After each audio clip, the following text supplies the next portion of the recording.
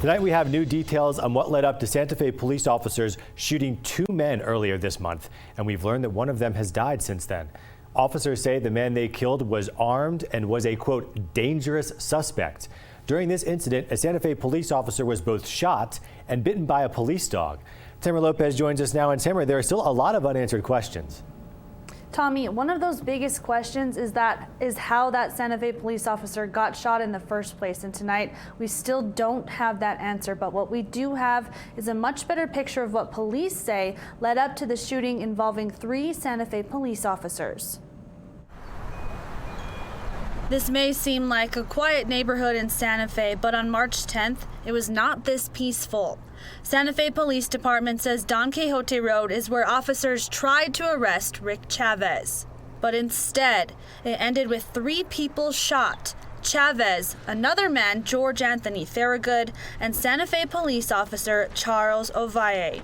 According to SFPD, Chavez had 10 active arrest warrants, including probation violations, burglary, and aggravated assault on a police officer. SFPD says when officers tried to arrest Chavez, he drove off. He later crashed into a police unit. Eventually, officers say Chavez drove over a spike strip laid by police. But then, police say Chavez continued to try and get away and drive into a nearby neighborhood on Verada de Encanto Road. And it was there that SFPD says Chavez got out of his car armed with a gun and got into another car driven by Thorogood. Police say Thorogood was Chavez's co-conspirator, and they say that's when officers fired at the pair, hitting them both.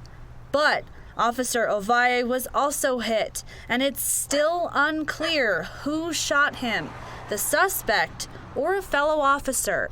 SFPD says 3 officers were on scene that day. All fired weapons, and all were put on routine administrative leave. The department says 2 are back on duty, but Officer Ovalle is still on leave because of his injuries, which include getting bitten by a police service dog. It's still unclear what role the dog played in the shooting or what led to Ovalle getting bit. Chavez and Thorogood were treated for their injuries, but we now know Chavez later died at the hospital 2 days later.